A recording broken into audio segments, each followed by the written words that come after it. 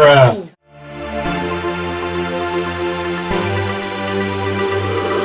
Good morning, good afternoon, good evening, my muñaños. This is Jesus, proud member of Eastern Media GG.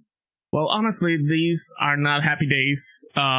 If you have been living under a rock, then you probably don't know, but Google finally decided to wind down Stadia, their cloud gaming platform, that I actually base my content on it, and I was planning on basing more content on it. For some, the news came like a big surprise for those who aren't surprised. But before diving in on what this means for gaming in particular and my content, let's read the official blog by Mr. Phil Harrison. For many years, Google has invested across multiple aspects of the gaming industry. We help developers build and distribute gaming apps on the Google Play and Google Play games. Gaming creators are reaching audience around the world on YouTube through videos, live streaming, and shorts. And our cloud streaming technology delivers immersive gameplay at massive scale. A few years ago, we also launched a consumer gaming service, Stadia. And while Stadia's approach to streaming games for consumer was built on a strong technology foundation, it has gained the traction with users that we expected, so we made the difficult decision to begin winding down our Stadia streaming service. We are grateful to the dedicated Stadia players that have been with us from the start. We'll be refunding all Stadia hardware purchased made through the Google Store and all the games and add-ons content purchased made through the Stadia Store. Players will continue to have access to their game libraries and play through January 18, 2023, so they can complete final play sessions. We expect to have the majority of refunds completed by mid-January 2023. We have more details for players on this process on our help center. The underlying technology platform that powers Stadia has been proven at scale and transcending gaming. We see clear opportunity to apply this technology across other parts of Google like YouTube, Google Play, and our augmented reality efforts, as well as make it available to our industry partners, which aligns with where we see the future of gaming headed. We remain deeply committed to gaming, and we will continue to invest in new tools, technologies, and platforms that power the success of developers, industry partners, cloud customers, and creators. For the Stadia team, building and supporting Stadia from the ground up has been fueled by the same passions for games that our players have. Many of our Stadia team members will carry on this work forward in other parts of the company. We are so grateful for the groundbreaking work of the team, and we look forward to continuing to have an impact across gaming and other industries using the foundational Stadia streaming technology. Well, with this, Phil Harrison, a non-gaming executive responsible for the rocky launch of PlayStation 3, leading Infogrames and Atari almost to bankruptcy, Gaikai running out of ammunition and practically letting themselves being sold to Sony, which gave birth to what we know as PS Now. Actually, I talk about Gaikai in my previous video that you can see right here. Shameless plug here. And finally, the rocky Xbox One launch with the always internet crap. That basically, he wasn't wrong about that, though. It's just amazing that how a guy with such a resume can keep still gaining jobs across the gaming industry. Yes, I heard the rumors that he is well connected, that he doesn't have the real capacity to run things as a gaming boss, but he knows some friends. About this part, the underlying technology platform that powers Stadia has been proven at a scale and transcending games. Actually, I agree, and that's always been how I defended Stadia from toxic gamers. Practically and technically speaking, Stadia from Google is more powerful than Xbox Game Pass Cloud, GeForce Now, and Amazon Luna. This past weekend, I tried to play Magic the Gathering Arena within the GeForce Now account, and at different hour at Saturday, I kept getting the message that I'm in a high-level queue, practically doing over 200 places before my turn to have at least 1 hour to gaming. And I remember that everyone that think that GeForce Now formula is better than Stadia, that really, this is the major proof that it isn't. It's not. This other part, we see clear opportunities to apply this technology across other parts of Google like YouTube, Google Play, and our augmented reality AR efforts. To my last knowledge on backstage things related to Stadia, Stadia wasn't really, or at least Google, I should say, wasn't really interested in AR or VR, so to speak. So this is kind of a little bit surprising that Google have found some interest on applying Stadia technology to the augmented reality or AR effort, I should say. But once again, the technology behind Stadia is a massive one. I don't see why Google should just keep all in a vault and let time forget itself. What really saddens me is that some gamers feel like it is okay to gaming shame others, and practically cloud gaming fans, we have been gaming shamed since the beginning. I'm not talking about just Stadia.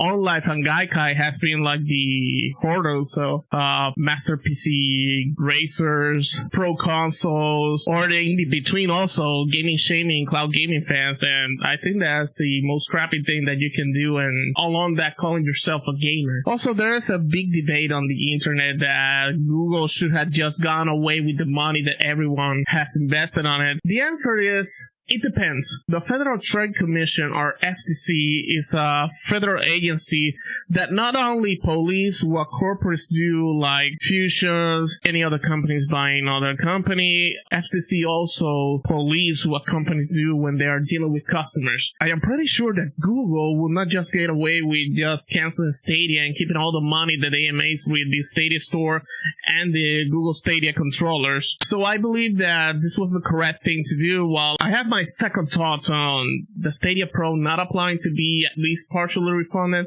but that will be another time for another video. For those who doesn't know, Google announced that between now until January 2023, gamers that had invested on the Stadia Store and bought the Stadia controller, including the Founders Edition via the Google Store, will be refunded completely. But again, from all this situation is that practically this is a study case for two things.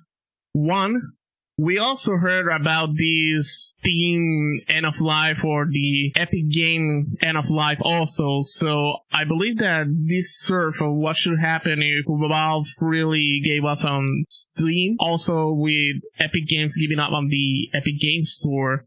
Which brings me to the other case study, and it's a physical medium of video games. I got some friends amazed that knowing me as a pro physical medium, how did I really gave Stadia so much of a chance and so much of a good faith? I do believe that cloud gaming is a better offering than just having a digital thing.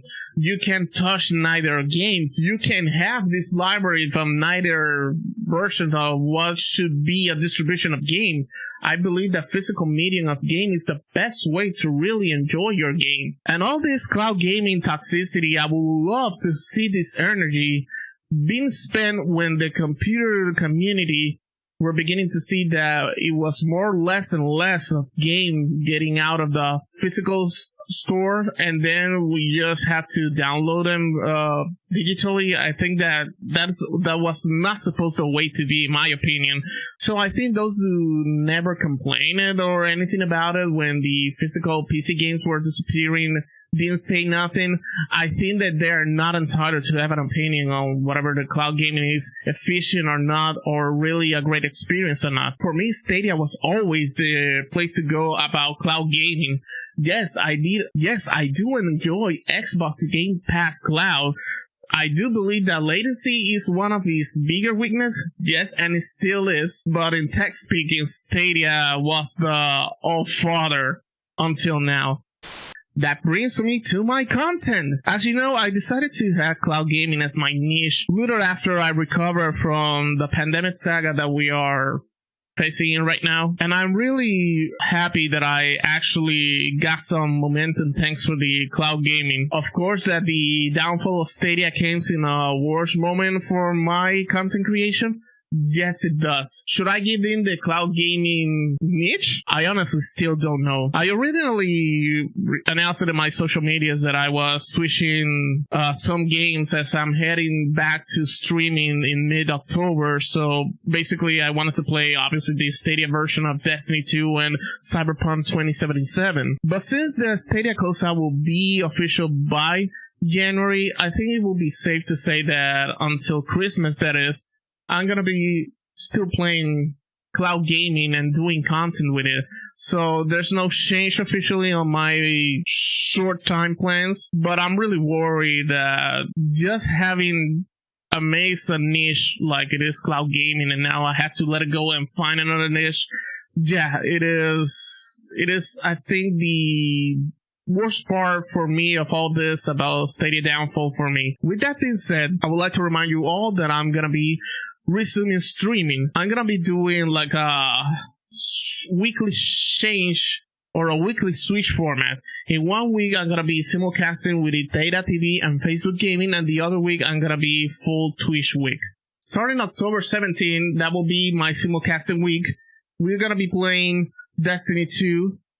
Wednesday 19, we're gonna be playing some Call of Duty Warzone, or at least hoping not losing brains in the game. And Friday, I'm gonna be playing Magic the Gathering Arena, so that we can have officially call it like an esport week.